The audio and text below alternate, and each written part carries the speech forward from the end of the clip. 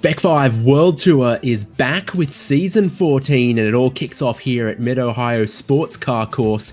It's the cars we've known to love, the style of racing that we enjoyed last season, but with a host of new drivers, a fresh and reinvigorated grid. I'm David Haynes with Devin Peters. Devin, we like this track. It's pretty tight, a little bit of technical, some off-camber corners, some crests. Should be good for 45 minutes of racing. Heck yeah. These MX-5s, they always race close together, and at a place like Mid-Ohio, that's going to cause a lot of action, a lot of high-speed corners, a lot of challenging corners, and I'm looking forward to seeing what the spread of the field will do today. Well, they're about to kick over into qualifying. Every driver gets 4 laps in qualifying to try to do their best, to try to line up front on the grid for the 45-minute race, where there will be a compulsory pit stop. The fixed setup everyone runs starts with a limited amount of fuel, and it means our pit window will be somewhere presumably between lap 9 and 19 of what is expected to be a 28-lap race today. So that is qualifying starting right now. Grid is looking really, really healthy for this new season, Devin. Yeah, big grid, and a bunch of new faces out there today. As always, the Spec-5 World Tour is split into 2 classes, the faster pro class of drivers and the slower open class of drivers. Primarily distinguished on skill, the drivers are running the same setups in both classes. You'll see a little P appended next to their names if they're pro class, as well as the red bar underneath their number. You'll also notice that some of those numbers got some funny colors on them, Haynes. What are those all about? It's our supporters of the league, the drivers who've donated to keep the lights on, and they also got some good little perks out of that as well. Both the numbers on the broadcast, but I believe also the gold donators got to pick some of the racetracks for this season 14 as well. Yeah, so lots of great reasons, both the coverage and the perks to be donating.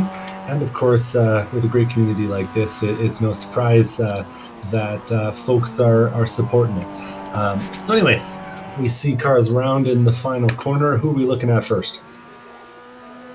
Andrew Gilliland, youngest driver in the league. So I think he's a year older than when we started broadcasting this year. He might be 12 now. But he's always ferocious with that energy of youth, and he started his first qualifying lap. You'll see he's in the open class, where he was quite competitive and took a win or 2 last season. So I'm sure for this season he's focusing on a couple more wins, mayhaps even the championship in that class. And what I've been seeing out of these conditions and these cars and this setup here at Mid-Ohio for this opening round is, at least early on in a run, car is super tail happy, and that means we're only doing 4 laps in qualifying. It could still be very, very on the nose, very loose all throughout qualifying. It's in that longer run in the 45-minute race that it might settle a little more. And you can see he proved there as he goes over the hill after China Beach, and the car just wants to let you know you're alive today. Yeah, definitely feeling it, and a new setup for the drivers this year, though a familiar one, transitioning from last year's setup to the baseline setup. So if you're driving this car out in just any old public official race, you'll get to have the same experience as these guys, minus the high quality driving and quality officiating and all the things you can expect with the Spec-5 World Series. A 135 should be a really competitive lap for the front end of the pro field, and the open class might be a little slower, closer to a 136. We'll see what it brings today. If you've got a teammate, a family member, a friend that you're cheering on today, let us know about it. But if you want to keep across how they're performing, as we obviously can't look at everyone during this qualifying session, HJBC.live is in the YouTube comments. It's in the YouTube description. It's where you'll find live timing of qualifying and the race of everything we broadcast, so you can see where they're tracking, how their pit stops were, all of that. We've got the first times from qualifying starting to come in here. Michael Chase has gone to the top outright, and in the pro class, Tim Wire looks like he's top of the open class at the moment. So that's another new name to the league this season. A lot of our friends from the Champ Car Endurance Series and Champ Car iRacing Series, a couple of them seem to have come across to Spec-5 World Tour for this season, including a couple of the Team Salins guys. Hey, it's never a bad thing to know guys who have a real race car, not just a virtual one. And well, Wire's got some connections there running that Salem's livery. You dare say that Salins have got some links, even. Oh, that's a knee slapper to get us started. Let's see. It does seem like almost everyone, it's all green and purple sectors on this second flying lap, still finding way more time. First flying lap completed just now for Camden Hibbett. He's a little off cycle to what everyone else is doing. He's a little later on joining us, and therefore a little earlier in his program, and he's gone to the top with his first flying lap as he gets dislodged from the top now by Nick Rice-Puto and Ronnie Coates. Keep in mind that those drivers are just completing their second lap. The first lap, year to date, first quarter financial figures looking very good for a young Camden Hibbett. Probably the second youngest driver on the grid, if I recall correctly. Yeah, absolutely. And he told us that his favorite track this season was Mid-Ohio, and he's showing us why right now with a pretty strong first lap out of the gates there.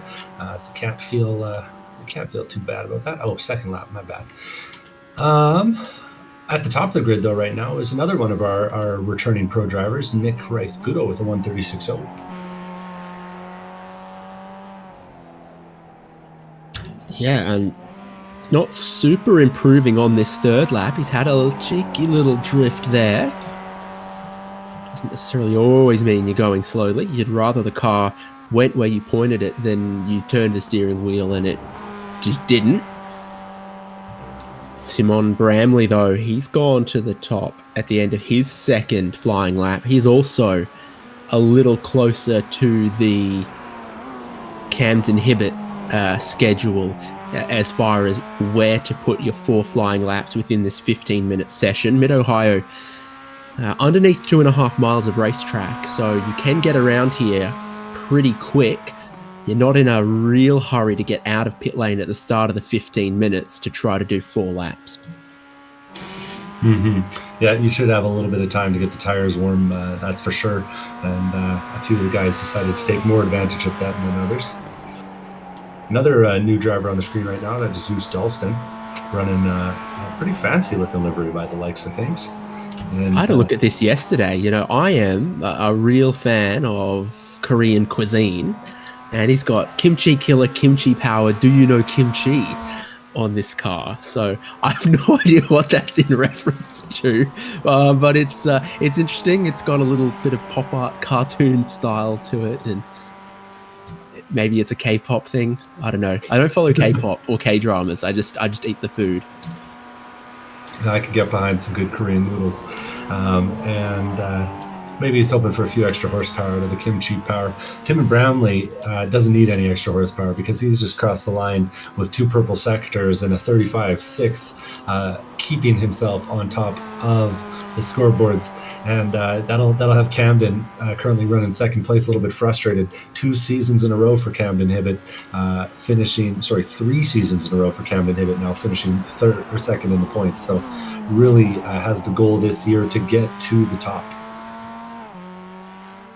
Camden super backed it off on the lap that he's just completed. He either had a mistake or he wanted to chill it out and get ready to attack on the final flying lap, which is where most of our drivers are right now. Camden Hibbett starting his 4th lap. Simon Bramley is on his 4th. Nick Rice-Puto has just completed his 4th. Zach Burke's up in 4th at the moment. He's halfway around on his final lap. And Joshua Soto just put in his final lap, and he sits 6th at the moment as Ian Giebler jumps up into 3rd outright and the top of the open class as well. Not bad there from Ian. Yeah, Ian Giebler, a rookie with the series, joining us this time, but of course not a rookie to the channel. We've seen him around on a few of our broadcasts. Zach Burke now running this red car, though. Another quick driver. Only showed up for one race last season, but had a pretty solid finish in the top 10. I'd be curious to see how he does with a little more commitment to the series this year. The car's all red, and we know that makes it go faster. He's in the final part of the lap there with the little carousel, and then it's kind of flat out through the left-hander at the end. Checkered flag comes up pretty quick. Will this lap be an improvement for Zach Burke? The sectors weren't all there, and it won't be, but you know who's gone purple in Sector 2 and personal best in Sector 3? Camden Hibbert. Is he tracking towards stealing pole position away? He's missing just a little bit in the first sector, though. It's looking good through the tail of the lap, but turn 1, he just hasn't hooked as he needed. And while he improves on that lap, he doesn't find the speed that Timon Bramley had, and he doesn't take away pole position. Yeah, front row start's not too bad. Let's see if there's anyone else still out on track. A long qualifying session, like we mentioned, so about 5 minutes yet to go. But only a few cars that are still circulating at this point. Who do we got? That's Michael Coates. Yep, he's on his last lap. Lee Martin's on his last lap. So is Orlando Herald. Jose Gonzalez is out there, but hasn't got any laps yet. So I think Gonzalez will be racing all the way to the end. And yeah, Lee Martin, is he improving on this lap at the moment? First sector, very good. Yeah, it's going pretty smoothly as he crosses the hill. Heading down Thunder Valley.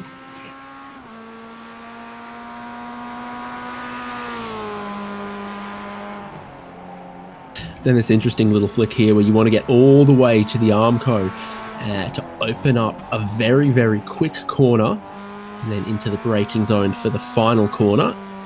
It makes the apex tidily. 19th in the outright at the moment, 4th in open. Is that about to change? No, it won't, as he actually falls 1/10 of a second short of his best on that lap and finds no improvement. Here's Jose Gonzalez, open class winner of a race or two last season as well. So he has no qualifying time just yet, but with the amount of time left in the session, what he'll get this lap and then at least one more, but I think he'll get 3 flying laps in this session, the way he's going at the moment. So he'll be definitely racing all the way till the checkered flag comes out in this qualifying session. Mm-hmm. He'd probably be grumpy if I didn't correct you too.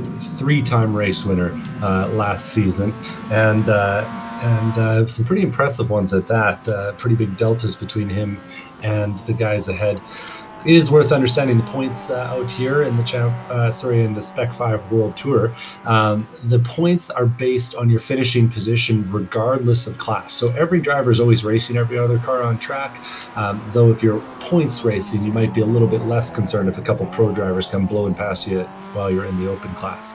So Jose managed to have a couple races last season where he finished with a few pro cars between himself and the guys behind, which is always a great position to be in when you're running in a split class race like this. Now, at the moment, the best qualifying time in the open class is Ian Giebler with a 1:36.08. The first lap was definitely still a build lap from Gonzalez, and he's run quite wide there on his second flying lap, and I don't think that is optimal, though. He's still building as he goes. It'll be tough if he doesn't pick it up. It'll be a little bit tough to get another full lap in, but we'll see. One of our final cars circulating around on track.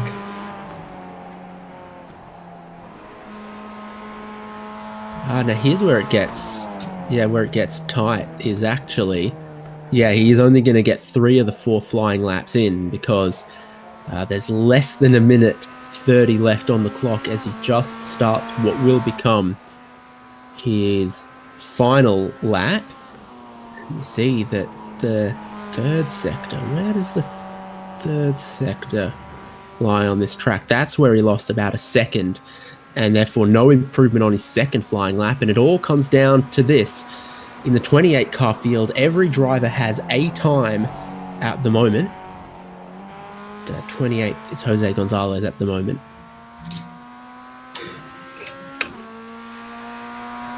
Yeah, and we'll see.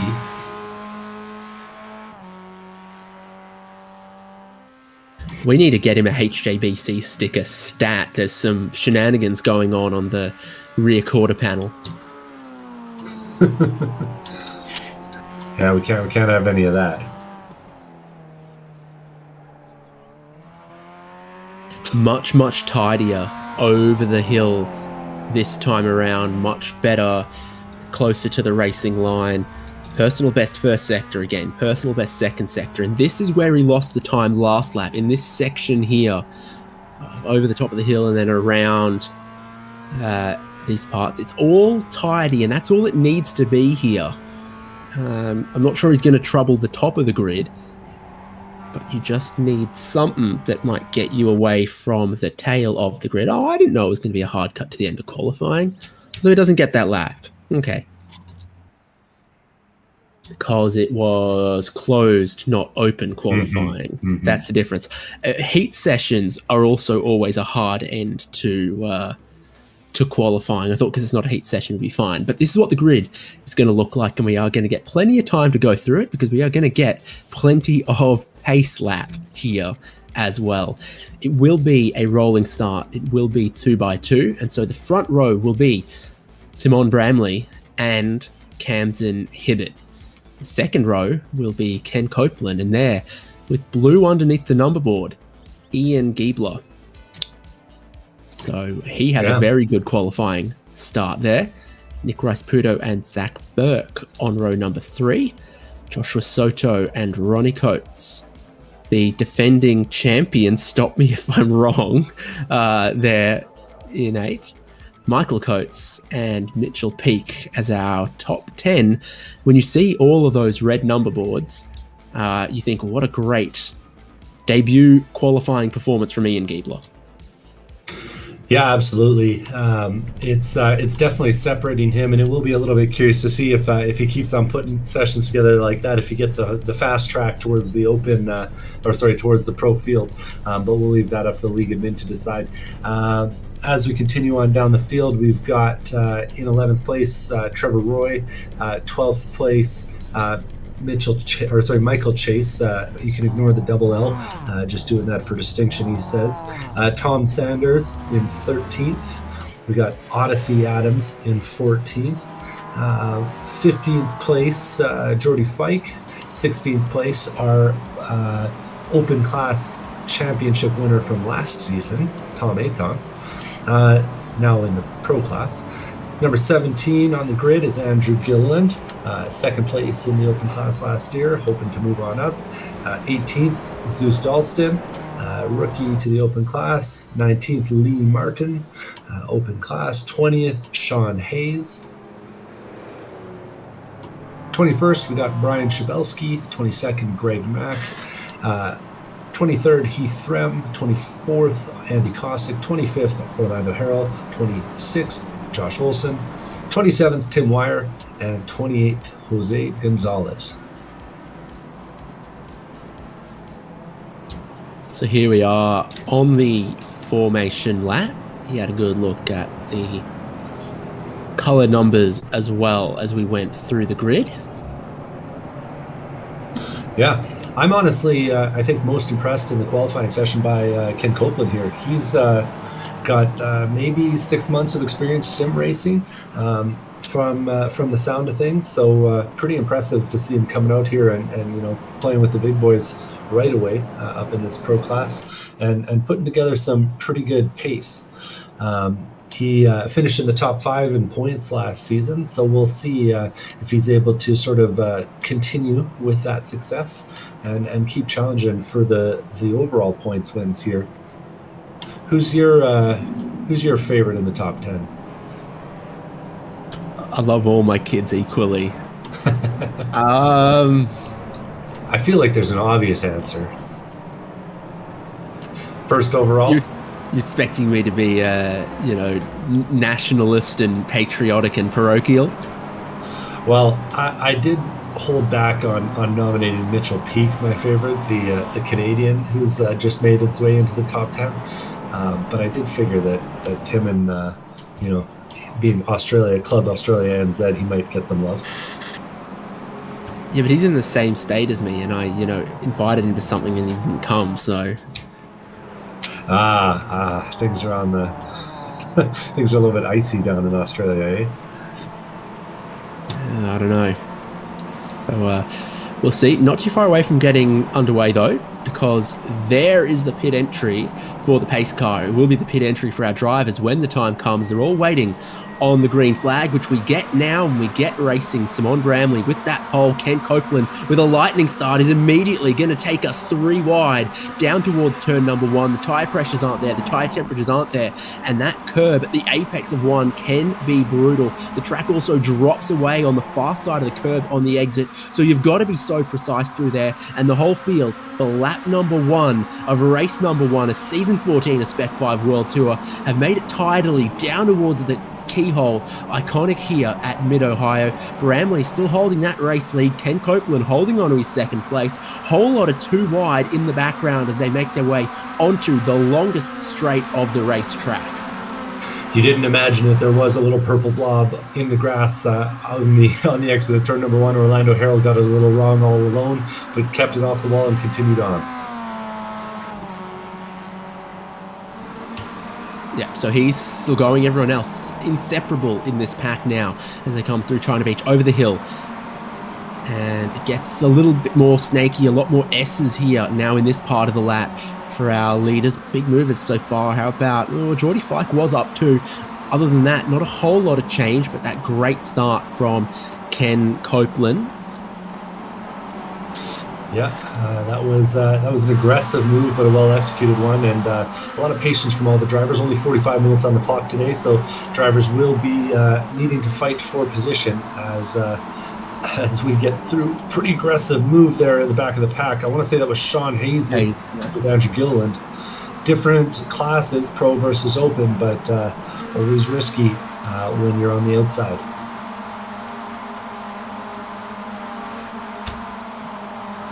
Starlston then here ahead of Lee Martin and Greg Mack, all open class drivers towards turn 1. Slightly different lines on how to approach it.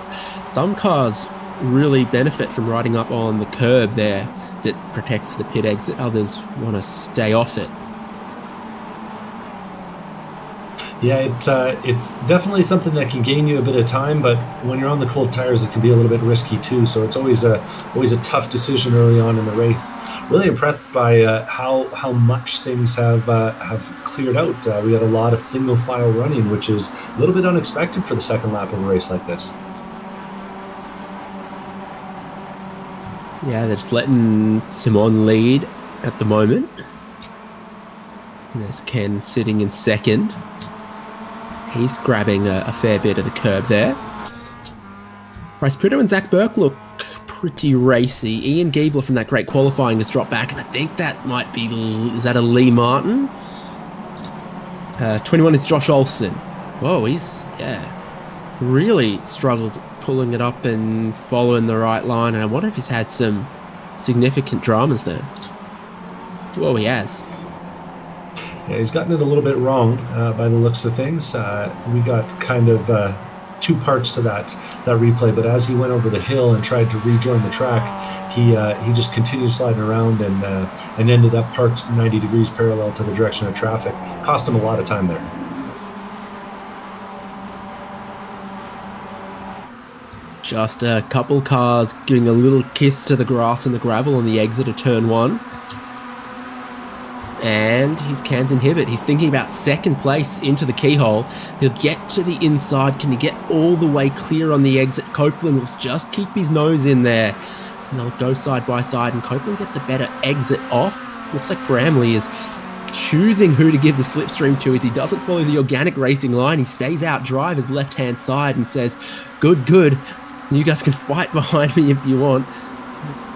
Toe to try to keep Ken Copeland in position, but around the outside there, Oh, he refuses to give up on it. A bit more too wide behind, as well as Rice Pudo is chopping and changing lanes with Zach Burke, and Giebler has to hold off a couple more cars behind.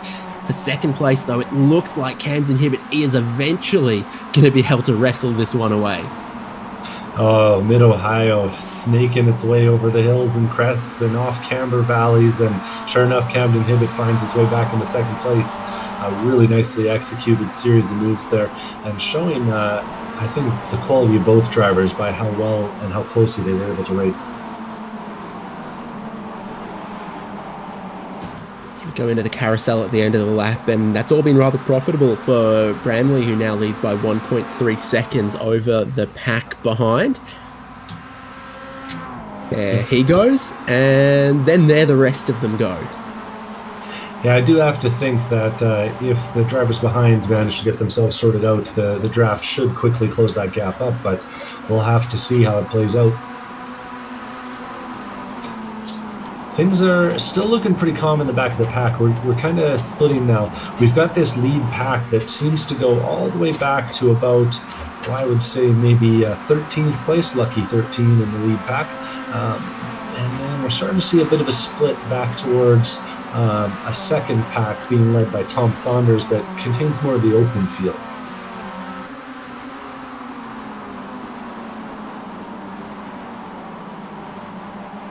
Yeah, and Tom Ecton's been moved up into pro class from last season as well, I think. So a couple changes there too, as far as the driver roster is concerned. Yeah, he's fighting hard right now. He's trying to find the pace and find the draft to keep himself attached to that group ahead. It was a pleasure to have Tom in the booth a few times last year after a pretty impressive season, and we'll see how he's feeling once he gets his feet underneath him a little bit now in the pro class. I'm guessing that Team Not a Team has spent a lot of time practicing this week in preparation for the new season. They've got a significant handful of the grid. Here's Andy Cossack going slowly. Orlando Harrell will get around him, and what? Has he turned in too early there? He's definitely cut the track, and it's kind of reminiscent of what Josh Olsen did. I think by the looks of things, the car's always unsettled as you're going into Thunder Valley there, and I think he stabbed on the brakes a little bit too hard and kind of had to dodge across the apex just to keep the car from spinning. But sure enough, that slowdown does come into effect and slows him down, and he had to give up 2 positions on his way down straight there while he was painted back. New season, new paint. Joshua Soto back there leading another dense group of cars with Ian Giebler, Michael Coates, Ronnie Coates, Mitchell Peake and Michael Chase, but trying to make sure they all stay with the leading group. Leaders gap just down underneath 1 second. Ken Copeland maybe coming under a little bit more pressure now after that lightning start. Yeah, and it is on this baseline setup. Tire management, I have a feeling, could be a thing. Because it can be easy to overheat. Oh, a few cars go off. Oh, and a wiggle sends Zach Burke wiggling. Oh, and there's a couple cars that'll be paying for it. We'll see how Zach rejoins. Oh! Right into the door of Nick Rice-Pudo, who'd been off the track earlier. Camden Hibbert from second had also been off, but that is a wild, wild ride from Zach Burke. Yeah, I don't know how much he could have done to slow down. Once you're on the grass, it's just so slick. Rice-Pudo carries on. It doesn't look like the car's been too terribly damaged, but yeah, one wiggle from Nick puts Zach onto the grass. Zach tries to catch it and slides across. He hits the brakes, but not a lot. Oh. That was a hard hit. From the top rope. Yeah, I don't know, a little bit of... Yeah, it was a little bit of air bump there. about it. But with that drama, things are a little bit tight back in the pack. I'm looking at a battle for 8th place between Ronnie Coates and Mitchell Peake, who are side by side down the IndyCar front straightaway. Coates holding the inside, but this quickly turns into a disadvantage as they'll head over the crest to the left for the next one. A lot of grip on the inside, though, with the camber, and Ronnie is going to use that to his advantage. and have the upper hand heading into the right-hander. I love this kind of racing you get here at Mid-Ohio. Back into the advantageous position goes Mitchell Peak, and he completes the pass. Nicely done there. Behind, Trevor Roy looks like he's going to get Fox, but no, it's not done in front here. That drop off the exit of the corner, really catching a lot of drivers out side by side over the hill and towards the carousel now, with Coates having to go around the outside of Mitchell Peak. Got the inside for the carousel and has 8th place back. I'm really seeing some drivers start to drop off here. We got Tom Saunders, who's holding off the likes of Odyssey Adams, who was looking up the inside, dived back into line, deciding that a draft and a later attempt may be the better strategy. But the calm that we saw in the first 10 minutes of this race is starting to evaporate pretty rapidly here.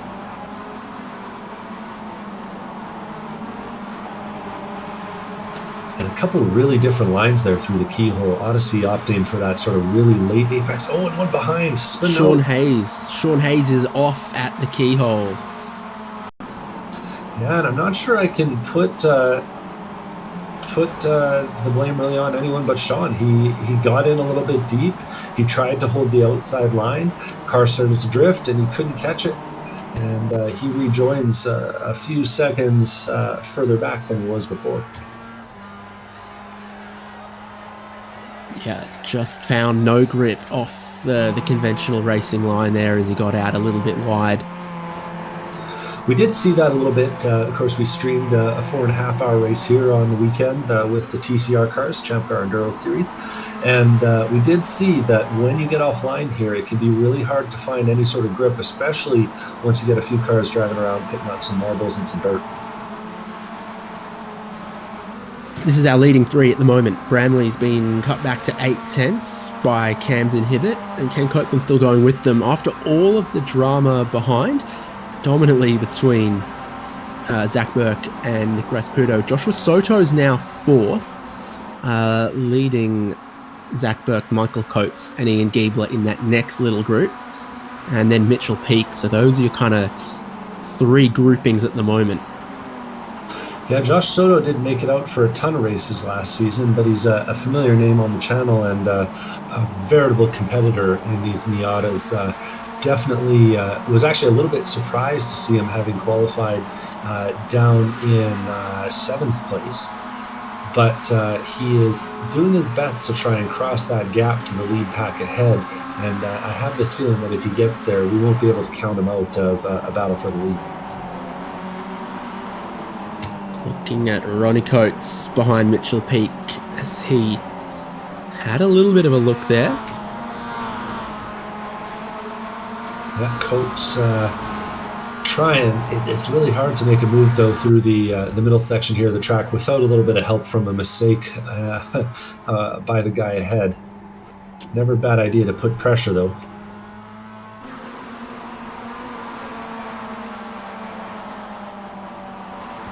Now they sort of rise over another little hill. Yeah, get as close as you get to a guardrail anywhere on this track through there too. Really like this paint job here on Mitchell's car. Kind of got a neat, I don't even know what style you'd call it, but a neat look to it and some good colors. Ian Giebler's had a scruffy little lap and he's dropped back from the group with Joshua Soto to now being at risk of being swallowed by the freight train of Mitchell Peak, Ronnie Coates. See Trevor Roy's had a quick lap there just behind as well, and Michael Chase, and all of them now bearing down. Yeah, it just looks like he kind of had a bad entry onto Thunder Valley. Not sure I could blame it on any one thing in particular, but yeah, if you're in his shoes, you want to be staying with the guys ahead, not dropping back slowly as he seems to be doing.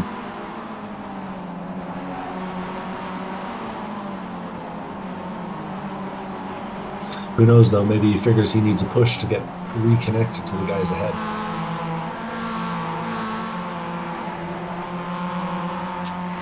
It's Nick Rasputo back in 17th at the moment, behind Andrew Gilliland and Tom Aython. Just a hint of a little bit of a push here. Gilliland's looking around in some interesting places to try to make a move. It's kind of funny to see here. Tom, of course, now running in the pro class, but he's got his old buddy and second place points finisher in the open class, Andrew Gilliland, right behind. So no love lost and a lot of experience driving close between these two. Oh no. Gilliland's giving him a bump. He's giving him some space, though, and he straightens it back out. And it looks like, actually, we're going to see a pit taker here. That's Nick Rice-Puto hitting the pits. Oh, dear. Oh, boy. Oh, just super messy there in the end. I was about to give massive points for the stylish drift to Tom Aython. He just couldn't hold on to it at the end, and he did get unloaded into a massive slide there as the inside was clearly never going to open. Andrew Gilliland was hoping he'd be able to outbrake down the inside of the carousel. And seeing it all happen, Nick Rice-Puto went, you know what? You know what's on the outside of this corner that can get me away from all of this nonsense? Is pit entry. And that's where he went, hoping to get some damage fixed, as well as them starting lap 10, which is the opening of the pit window theoretically as well. I think a good strategy, all things considered, but a bit of a bummer to run without the draft for a few laps here. I'm actually checked back in with this battle for sixth. Seventh place. Ian Giebler's lost 2 positions from Mitchell Peak and Ronnie Coates, heading through the keyhole this time, and has found himself now firmly in that battle pack behind. And so our open class leader continues to drop back through the pack. Gotta wonder if he was a little bit hard on the tires to set that qualifying lap and is beginning to pay the price now. Peak just went off the track there as well. One of the places we've seen a lot of drivers do it. Most of them get away with it. It seemed the quickest way just before Thunder Valley. Yeah, it always always a risk once you start putting the tires off the exit. That's why I always like to give you those off tracks for it, right?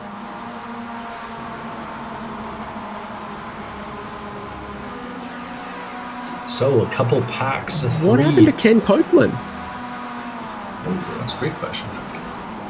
He was in 3rd, and now he is last. Well, he's sitting in the pit lane. I'll go back and take a look. Well, he's sitting in the pit lane without the front bumper on, or the radiator. I've taken a look. On the exit of turn number 1, he gets it wrong, and he gets it wrong again while he's trying to recover it, and he bumps it straight into the tire wall that cuts across this section of the track before the little oval there.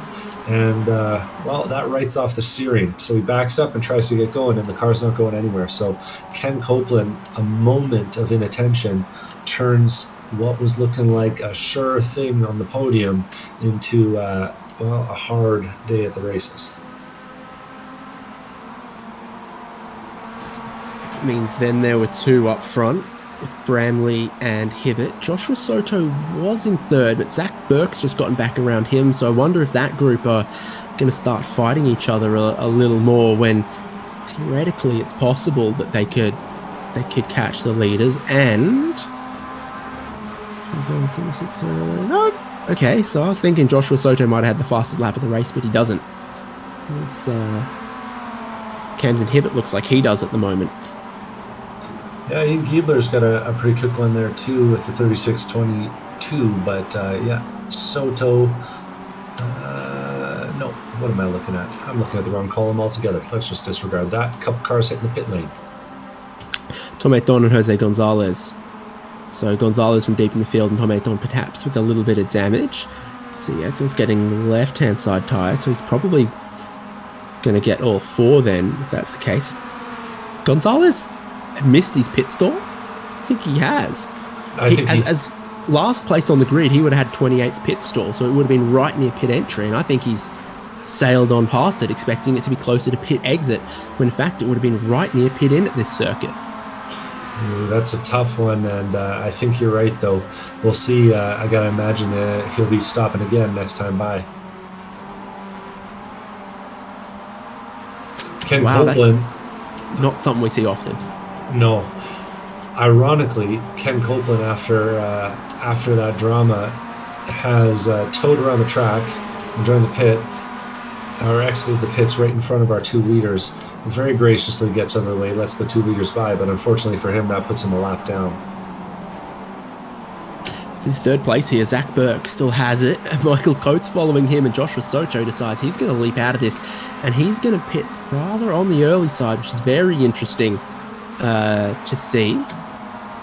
Yeah, Soto tends to be a guy that plays the fuel strategy really well, so definitely a little interesting to see him get off cycle. Not typically how he tends to play these kinds of races.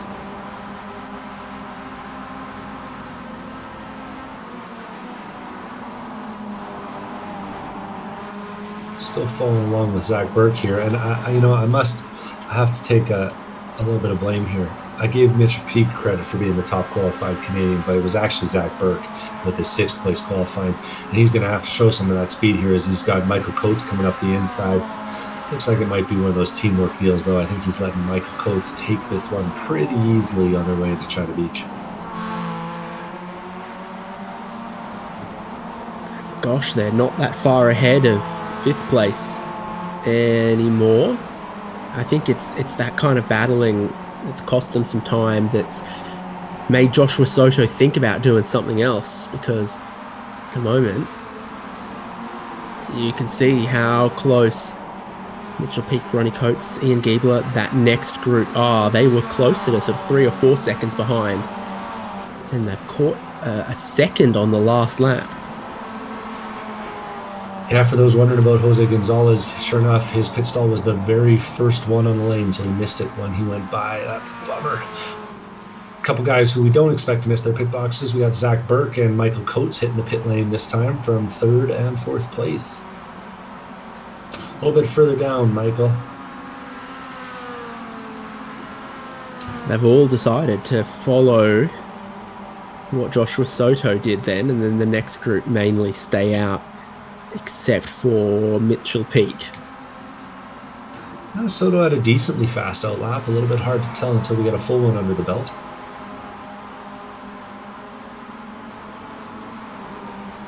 Yeah, I guess where these guys are compared to Soto will be pretty important. I think that's Soto up the back there. Mm-hmm. Crossing the start-finish line, heading into 1. So he'll see that green and red car ahead and know that's his gap to the podium right now.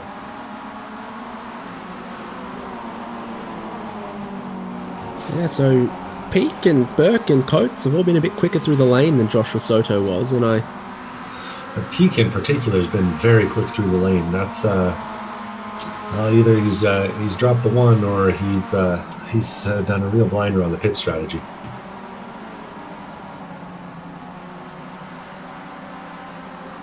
Interesting. I wonder if Soto's just taken a little too much fuel, or he had some other problem with the pit stop, because it seems like while he chose to stop early, that it's been a little bit of a slow one. These are some cars that haven't stopped yet in Bramley and Hibbett. I see what you mean, the cruel irony of racing for Ken Copeland. He's like, I've got the pace to go with these guys, but I'm a whole lap or probably 2 laps down to them. One lap down to them. Yeah, 1 lap. He's wishing it was like maybe sprint car rules or something, where they just give laps back all willy-nilly for red flags and cautions. Ronnie Coates on the lane, taking left sides. Jordy Fike sitting there too behind him. Coates gets away with a pretty quick stop. Actually, a very quick stop relative to what we've seen so far. So it looks like a pretty short fuel stop here today. Could be defining some of the race strategy we'll see. And we see a couple cars joining them up for the battle here. So Jordy Fike's exiting the lane, and Ronnie Coates has come out actually ahead of both Zach Burke and Michael Coates. HJBC.live has the live timing, and you can see who's pitted, who hasn't, how long their pit stops were, and Ronnie Coates is running in 15th at the moment, is the highest running car to have stopped, and with a very competitive pit stop and lane time as well. It's looking good for Ronnie Coates there then. Yeah, we'll have to see how these pit cycles shake out in order to really make a judgment. But you got to think that some of these guys who are taking really, really short stops are playing it pretty well. Car looks lethally loose in the right-handers as it leans on that new left rear tire that isn't up to temperature yet. Oh, it looks so skatey. And that's why he's been caught quite a bit on this outlap by Zach Burke and Michael Coates. Ian Giebler is the open class leader, and he hits the pit lane. Yeah, the 404 car is going to stop and hopefully manage to connect the fuel appropriately. Sure enough, left side tires going on, and we'll see if that turns into 4 tires. Only taker on the pit lane this lap, though. I think I'm really only seeing left sides be done. Yeah, it's always a little bit sketchy when you put the cold tires on the left-hand side. iRacing in particular, it really kind of messes with the handling of the cars for a bit. Looks like we're too wide heading into the keyhole, battling over, is that Jordy Fike and Josh Olson too wide on the exit there, putting on a bit of a show for us and putting on a show for Joshua Soto behind him. Bet you he's hoping that gets sorted out by the time he gets there. Yeah, Olsen hasn't stopped yet. Fike has, Soto has, most of the other cars around here have.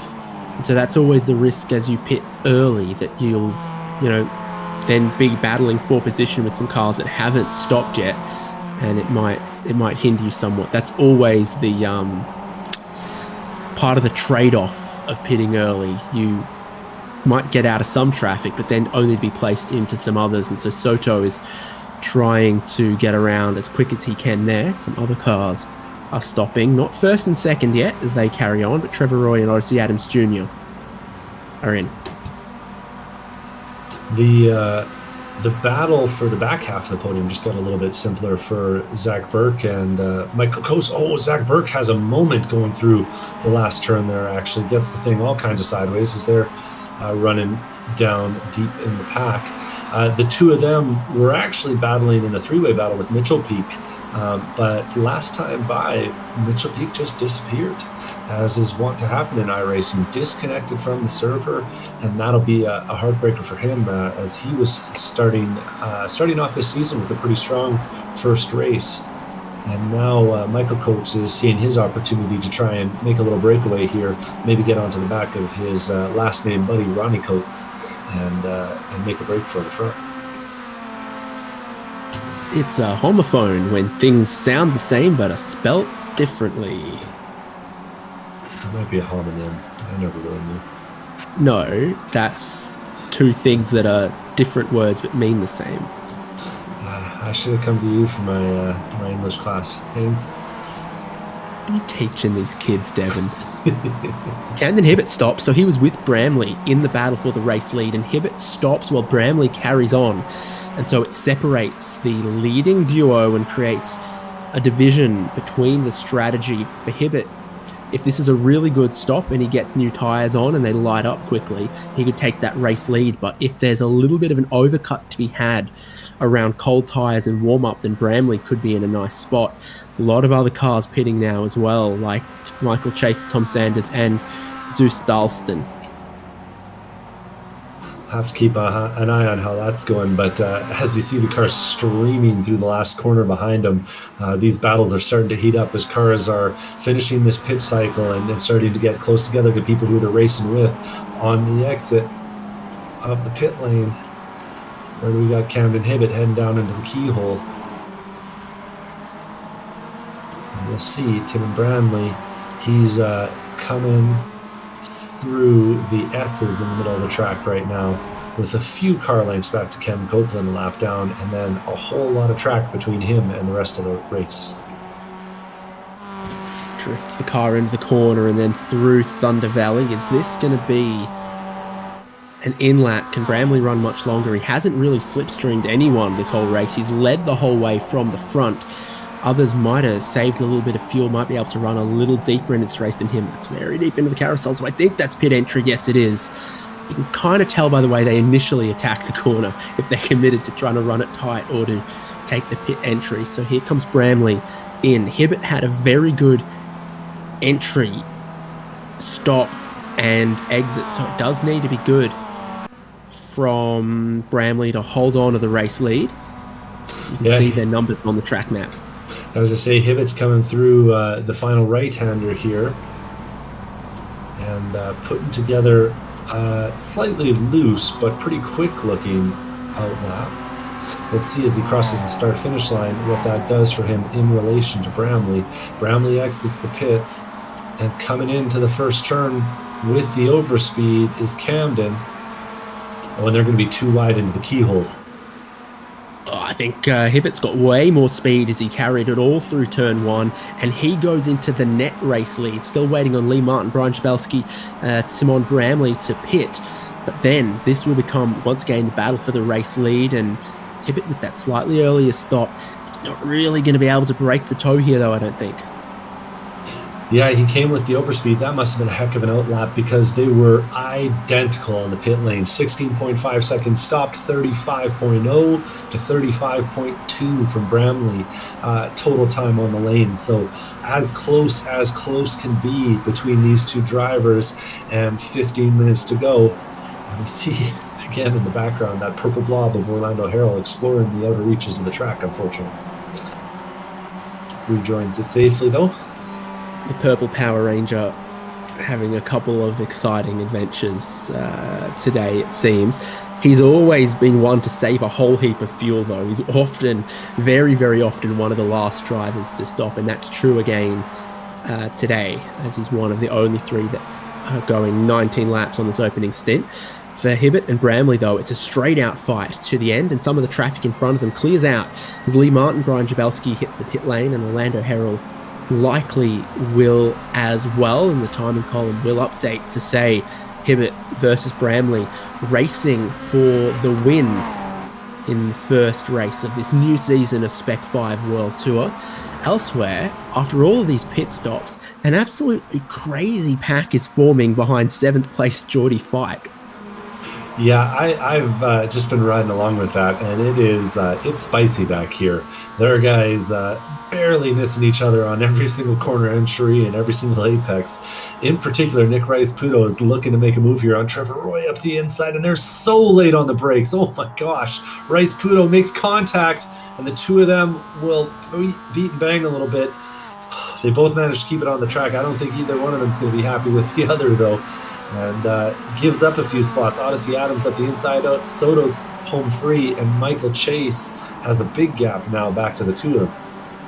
Odyssey covers off now on Nick, and we'll see if Nick repeats his dive bomb. Doesn't this time. Odyssey will hold the spot, but yeah, I wouldn't say that the battle is done here just yet. And you got some really quick guys in this group as well, like Rice-Puto could have race-winning pace, but he had that contact with Zach Burke early on, and Joshua Soto was on pace to close the leaders down, but then he has had a rather inexplicably long stop that cost him a chunk of time, put him in this pack. So both himself and Rice-Puto are aggressively trying to race their way forwards in this group. Orlando Harrell's going around for his 20th lap here without a stop.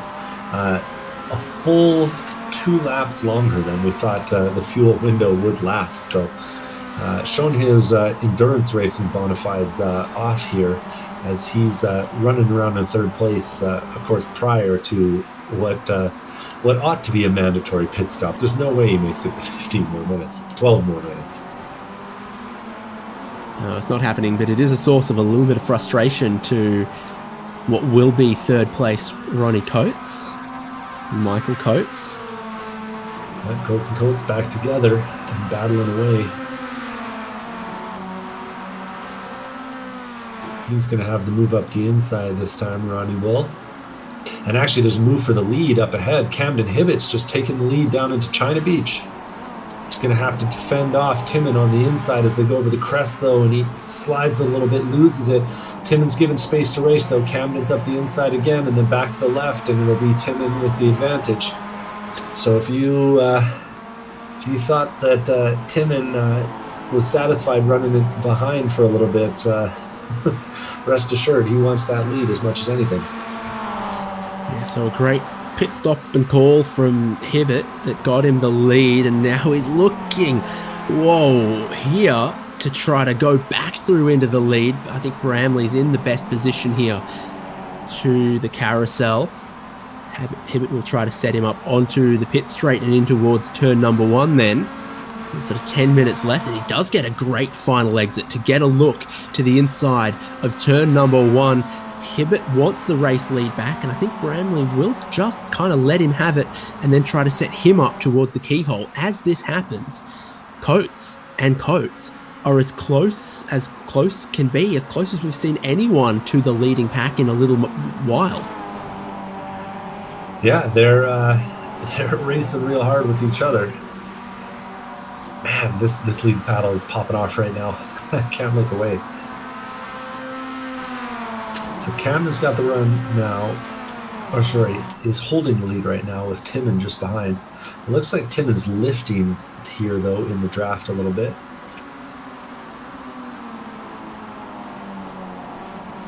Might he need to save a little more in this second stanza of the race, having led all the way in the opening part and then taken about as much fuel as these other guys who had more opportunity to save in the opening stint of the race. Ronnie Coates is so close now. He was kind of 3 seconds back, I think, about a lap ago. Now he's about a second and a half back. He's gaining big time, and I wonder if it's because he has saved more early in this race than first and second place have. Certainly seems like it. Ronnie Coates does have actually a shorter stop than both of the drivers ahead. The person with the most fuel is actually Michael Coates, running in 4th with an 18-second stop, so nearly 2 extra seconds of fuel in that car. Won't matter here at the end, though, as they cross the line, 7 to go. How did the sums work out on that one? Where did he get all that time back? Somehow. And it's 1.5 seconds now to cover all the way through the top 4. Hibbett Bramley might... I think as Hibbett rolled out of the throttle, because he needed to save, he got a tiny bit of a tap from Bramley, who now has to look around the outside of the keyhole, which is not really the way to go as far as apex speed. It is the way to go as far as good drive off of the corner. And they are side by side. It's a buffet. Pick and choose how to load up your plate if you're Ronnie Coates. Yeah, I'm not sure which side I'd take. Ronnie's decided the outside. Camden must be feeling really, really short on fuel. Camden lifting and coasting majorly. No grip around the outside there for Ronnie Coates as he tried to take second place away. And so speed from him is good. The positioning as he tried to make that move, and in fact even considered trying to take the race lead, didn't quite work out, which gives Hibbett his second place back. They just can't let Bramley get away, but Hibbett with that pit stop must have been so short. It must have been, but I just don't even understand how they've managed to lose 2 seconds a lap over the last 2 laps. It's huge lift and coasts going on at the front. I'm wondering if this is going a lap further than our drivers might have been expecting. Well, now 23 laps completed with 5 to go, which would bring us to 28, which was the number I think I said at the start of the show. So that's what we were expecting. The question is, were they expecting 27? Yeah, they were fast in the first half, so we'll have to see. But if the lead pack continues to battle and lose time like this, then we might have a 6-way battle as Michael Chase makes a move for 5th place up the inside of Zach Burke on the way into the keyhole, and Burke is able to slam the door shut real late. But that group from 5th place all the way through to 10th place might be a factor here if our leaders keep on fuel saving the way that they are. Yeah, they're going quicker than the leaders at the moment, but they are looking mighty, mighty racy as again Chase will look down the inside, get forced up a little bit onto the curb. Zach Burke around the outside maintains his position back up the hill. Burke, real confident in the other drivers. He's making some aggressive defensive moves, not leaving a ton of room for error. But when you know the other guys around you are quality drivers, you can do that sort of thing. Josh Soto lurking in the back of the picture too, 7th place for him, and that's where he qualified. He'll be looking to move forward along with the other guys ahead of him. A lot of big movers in the top 10 here. 2 wide behind. Yeah, Rice Pudo was trying to make a move, and then Fike and Trevor Roy and Odyssey Adams is this section. So Rice Pudo wants to try to stay with Burke and Chase and Soto, the next 3 cars up in front. Things settled down at the lead last time by. Low 36s from the top 4. Maybe one of them's listening in on the broadcast. Maybe someone's in the car furiously waving their hands saying, let's race in a straight line, boys. Now what's happened here? It's a little drama for Heath Threm. Yeah, it looks like he just gets a little wrong on the way into Thunder Valley. Easy to upset these cars with this baseline setup. You're trying to get them to turn with those brakes, but sometimes you get them turning a little too well.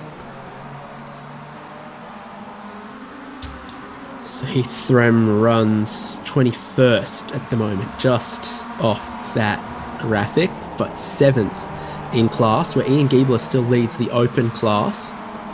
He had a long pit stop, and that sort of dropped him out of the top 10 overall where he was racing, but he finds himself ahead of Andrew Gilliland, Greg Mack and Lee Martin, who are all squabbling over the rest of the open class podium positions. They're in a group a couple seconds back from where Giebler leads class at the moment. That's this here. Yeah, no sure things on that open class podium right now. Bad move from any of them could easily leave them stranded and in the back. And I got a new favorite guy in the open class, Haynes. Zeus Dalston, not only a Zeus, also a Canadian. Jeez, these Canadians just taking over the series, eh? Is there anything they can't do? Refrain from apologizing. I think that's what we yeah. Anyway, checking back in, our little battle pack's still going strong. Michael Chase in 6th place is on the inside as Josh Soto takes a stab around the outside of the keyhole, trying to make it work. Doesn't quite have the grip to roll the exit, but things are no way settled there. No, definitely not. And I think that this position that Joshua Soto's in at the moment isn't really representative of the pace that he's got, which it absolutely was race leading pace, but something has gone awry with his stop that cost him too much time to be up front, and it's put him here looking to see if a top 5 is how he can start his season. There's just not too many laps left with only 3 minutes remaining amongst all of this as well. Trevor Roy's the driver around the outside there, but then he comes back across onto the racing line. Geordie Fike with white and red stripes, not able to get down the inside here, but does he trick Roy into running a little wide?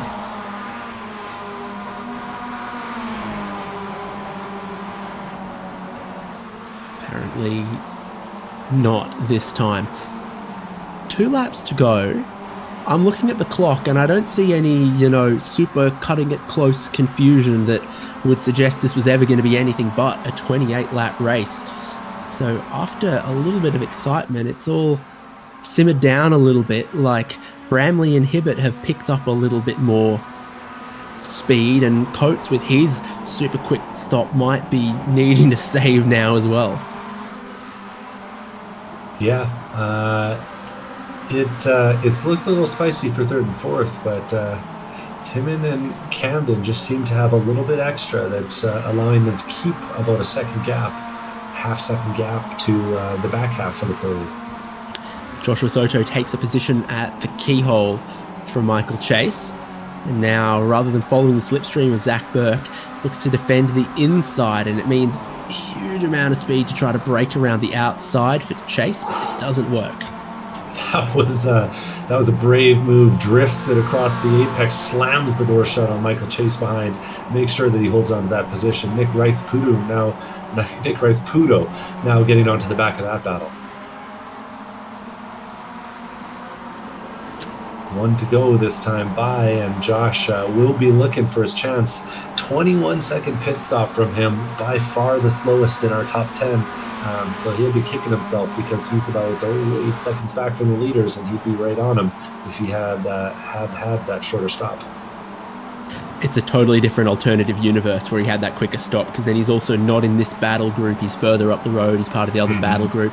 And as we are on the final lap, the charge from Ronnie Coates and Michael Coates has petered out. They, I guess, maybe had a couple of laps to try to attack it, and now they've dropped back. Camden Hibbett has run it the other way around. He's had his couple of laps to try to save. Now is his lap to attack. He gets down the inside of the keyhole on the final lap. Timon Bramley's forced to give him a little bit of room, but only saw him at the last moment. And now for Bramley, he'll be hoping at the end of this straight to get the race lead back off Camden Hibbett, because you can probably defend it all the rest of the way. Weird line from Hibbett, who leaves the inside open for Bramley, has his nose in front at the braking zone, has the preferred positioning, drifts out a little bit wide, and maybe almost makes a little bit of contact with Hibbett, who will demand the inside at the top of the hill. And they're absolutely side by side. We've seen this kind of side by side multiple times in this back half of the lap at Mid-Ohio. Does Bramley have the fuel? Does he have the grip? They're going to be side by side across the next hill. Bramley still with the inside. Hibbett refusing to give up, looking to go over under now on the way down to Thunder Valley, and it might all come down to the braking into the carousel up close to the guardrail, carrying speed across this crest. Not quite flat out. The tail kicks out on the old tires for Bramley. Hibbett wants the inside, and it's not going to present, or will it? He'll throw the nose in with a little bit of a slide right up on the curb. Look to get a good drive off the exit, but it will be to no avail, because the checkered flag falls for Timon Bramley as he takes the first win of the season. Burke and Soto have made contact in the carousel as well, and it lets Nick Rice-Puto pick all of their pockets and grab 5th place at the line. Yeah, things get shook up there on the back half of the top 10. Odyssey Adams crosses the line in 9th, 10th place, going to Jordy Fike. Zach Burke 11th after that touch on the final corner. Ian Giebler's going to hold on for the open class win. Andrew Gilliland holds on for second. Greg Mack a second behind, not going to get there and challenge for the back of the open podium. If anything they had to save, they saved it all for the last lap, and drama all the way through the top 5 and the top 10, the final lap at Mid-Ohio. Well, that's the good stuff. That's why people come out and race in this series, with the sort of quality management of the series, all the oversight, all the extra race that gets done, all the extra work that gets done between the races. You can have this kind of quality racing. Shame about how it goes between Zach. I got to think that Josh was feeling a little bit disappointed by his lot in the race and gets a little too aggressive there on the final lap. I imagine that'll get dealt with by the stewards between the races, but a shame nonetheless, marring what was otherwise a remarkably clean race between 28 very motivated, very competitive drivers. Looking then at how they all crossed the line, Timon Bramley with the win. Camden Hibbett fought him for it all the way to the line, got second. Michael Coates ended up in third. I think that car was spluttering on fumes at the end for Ronnie Coates, because he was about 2 seconds off his pace on the final lap. Nick Rice-Puto, we saw, snuck through for 5th as Joshua Soto tried to pick it up for 6th, Michael Chase in 7th, and Trevor Roy, Odyssey Adams Jr. and Jordy Fike all managed to get past Zach Burke right at the end there. Tom Sanders came across the line in 12th, then into the open class runners where Ian Giebler, Andrew Gilliland, Greg Mack and Lee Martin, 1st, 2nd, 3rd, 4th in their class. Brian Jabelski, then Zeus Dalston, Andy Kosick and Tom Aton in 20th. All these cars still on the lead lap. Heath Threm, Sean Hayes, Ken Copeland, Orlando Harrell and Jose Gonzalez. It was 3 laps down for Josh Olson and 9 laps down for Tim Wire and 14 down for Mitchell Peak. Well, I've got our open class winner here with us in the booth. Ian, third place in Champ Car points last year, go-karts and Miatas in the real world, and now you're here in the Spec-5 series putting on a show for us. Yeah, thanks. It's been a lot of fun. This is my first time joining the Spec-5 series. Really great group of people to race with. Jordy, I believe was his name, gave a awesome little speech to us before the race, got us excited. It was really fun. Hopefully we put on a good broadcast. Well, you absolutely put on a show during the qualifying session there, qualifying up in, what was that, fourth place? Yeah, I had a hero lap. I definitely did not replicate that lap again during the race. Yeah, I noticed that you were struggling a little bit for pace in the middle section there. What do you think was the difference? Well, I didn't do a good fuel strategy. I let iRacing decide how much fuel to put in. I think I ended with like 6 or 7 laps of fuel left. So I had a heavy car coming out of the pits, and I took probably a 10-second longer pit stop than everyone else. So when it all shuffled out, I noticed I was right in with my class. Hey, it works out okay though. Putting on a W in the column for the first race of the season. What are your hopes for this season? Yeah, I'm going to be mixing it up between this and the Champ Car. I know that's kind of schedule is coming to an end soon, so I'm hoping to keep joining a couple of these races. A lot of fun. Seems like a great group to race with. Quality stuff. Anyone you need shout out for today's race? As always, wife for putting the kids to bed, Summit Racing, and this group. Fun time.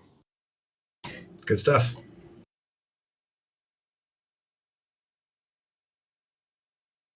Any luck finding anyone else, Haynes? Well, I suspect we're going to have to get Camden Hibbett's perspective if the Pro Class winner is unable to join us. So Camden Hibbett will join us. You had a real never say die attitude, I think, about this race.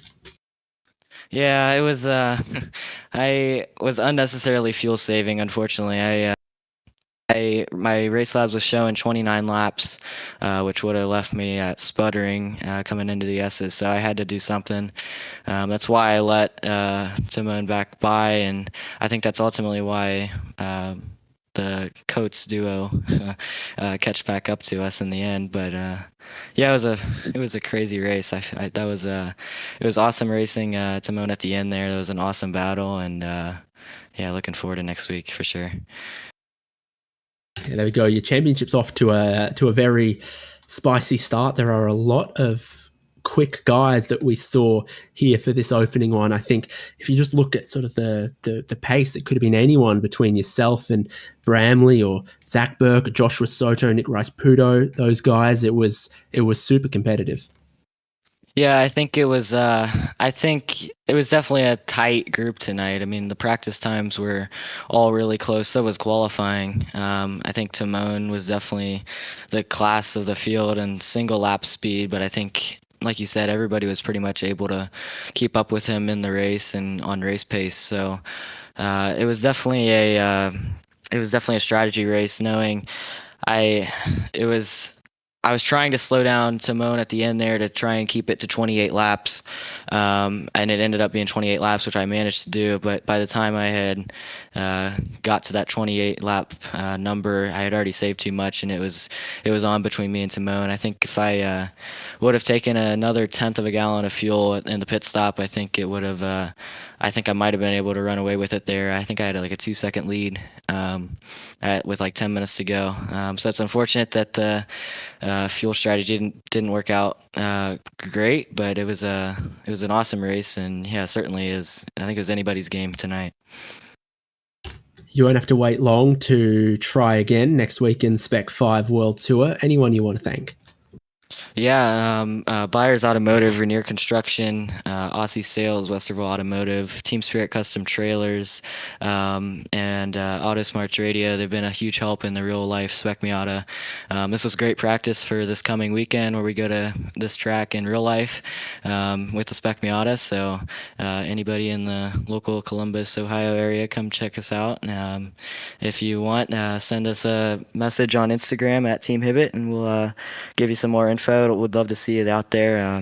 So yeah, I was definitely looking forward to Mosport and Sebring the next week. Definitely 2 draft tracks where I think it could be some fun racing again the next week here also.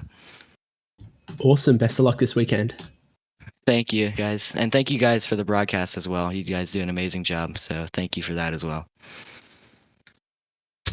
Devin, we got one more pro class driver to chat with as well.